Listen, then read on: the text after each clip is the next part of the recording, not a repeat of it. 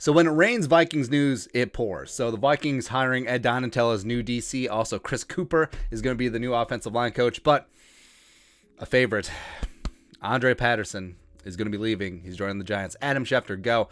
Former Vikings assistant to the regional head coach and co-defensive coordinator Andre Patterson is being hired as defensive line coach for the New York Giants per source. He's joining up Brian Daboll's staff, and Danielle Hunter, immediately after the news broke, tweeted out, "Just embrace."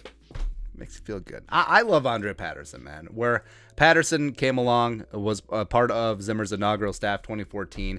Second stint of coaching Vikings D-line. He was originally with the Vikings in 98, 99.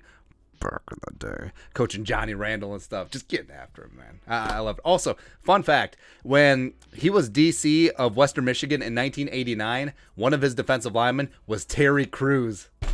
How cool is that? Actual Cheeseburger Eddie. I love him, man. But good times.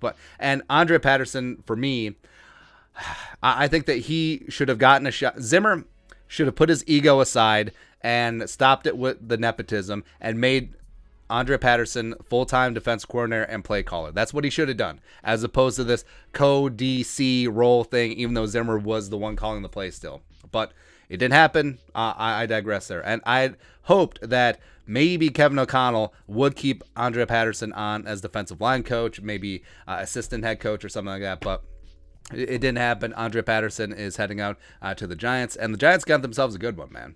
Where Andre Patterson working with Leonard Williams and company, they'll get after it. They'll be good to go. I have a lot of faith in Brian Daboll, so Big Blue could be getting off the mat since they've been the worst team in the league since 2011. What can you do?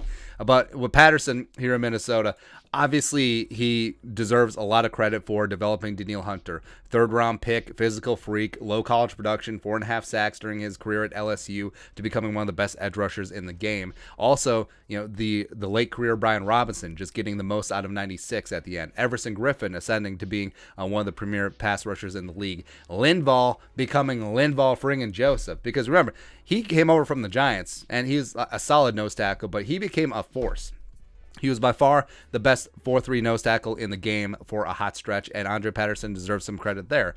As well as, it's not just developing superstars, but think of Steve Weatherly, think of Afadio Denebo, 7th-round picks where Andre Patterson coaches them up to become solid contributors in the rotation. That has a lot of value. Getting hits and value out of day 3 and UDFAs, it's important, man. Also, the rise of Armand Lynch, nailed it. Armand for Watts this season. James Lynch contributing in a rotational factor. DJ Wanham really stepping up nicely in year 2, leading the Vikings in sacks. And the fact that the Vikings were second in the NFL this year as a team with 51 sacks behind the Steelers, who had TJ Watt. But you're doing this without Danielle Hunter throughout most of the year, without Everson Griffin at the end of the year. So it's a patchwork defensive line, and you were still getting after that ass. So Andre Patterson deserves a lot of credit, and I'll always be a fan of Dre, and he's got the heart of a teacher, and he's a true player's coach, and I would have liked to seen him stay in some capacity with the Vikings, but it wasn't meant to be.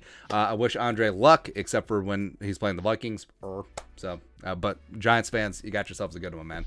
But your thoughts are our thoughts. Andre Patterson leaving the Vikings, joining the Giants as their D-line coach. Let us know in the comment section below. Subscribe for daily Vikings takes. Want to support the work? Put a little something in the Venmo. But until next time, Skol, production value.